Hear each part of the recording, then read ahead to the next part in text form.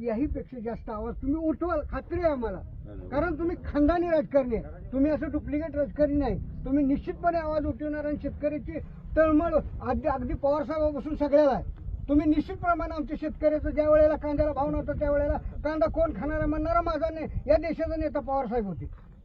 कांद्याला भाव दिला पाहिजे म्हणणारे, साखर कुणाला लागते, खायला किती लागते, साखर इतर प्रोडक्शनला जास्त जाते, माझ्या साखरेला भाव मिळाला पाहिजे म्हणणारे पवारसाहेब हे एकमेव देशाचे नेते. तुम्ही वारस आहेत त्यांचे. तुम्हाला आमची विनंती आहे, सगळ्या चिनाकाठ या महाराष्ट्रातल्या सगळ्या पूरग्रस्तांच्या वतीने विनंती, हा आवाज उठवा. तुम्ही निश्चित उठवणार आहे, पण त्याही पेक्षा जोरात उठवा ही विनंती करतो. आणि फक्त अधिवेशनात नाही तर रस्त्यावर पण उठवावं लागेल.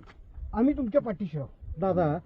म्हणजे तुमचं 50 एकर जमीन नुकसान होऊन सुद्धा हा जो शेतकऱ्याच्या माझं जाऊ द्या हो, माझ्यापेक्षा गोरगरीब शेतकरी 2 एकरवाले शेतकऱ्याचं गेलं उद्ध्वस्त झाले. मला कुणी कसं तरी मी उभा राहीन, पण त्या लोकांनी काय करायचं त्याला म्हणतात मराठी माणसाचं मन.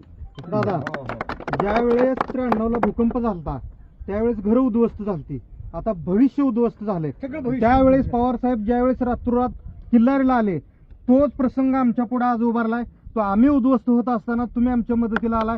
आम्ही जोपर्यंत आयुष्य आहे आमचं तोपर्यंत रोहित पवार आणि पवार साहेबांचं आमची जबाबदारी आहे. जबाबदारी नाही, तुमचं रक्त आहे ते, आणि त्या रक्तानुसार तुम्ही गप बसणार नाही हे आम्हाला कळतंय. आणि दुसरी विनंती आमची, आपलं केहविके देशात 1 नंबरचं काम करतंय, शेला ऊर्जा द्यायचं काम, याच्यावर काही थोडी मदत होती का तुमची केहविकेकडनं करावी, त्याची वाढ होती का हे सुद्धा आपण प्रयत्न करावे.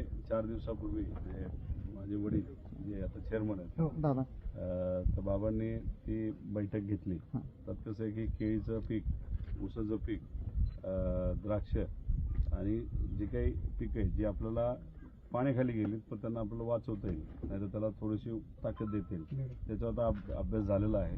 परिपत्रक आपण काढतोय, ते प्रसिद्ध पण करतो आणि सरकारला सुद्धा आम्ही सांगणार आहे की लोकांपर्यंत तो विषय जाऊ द्या. कारण आता काय होईल, बुरशी सुरू होईल.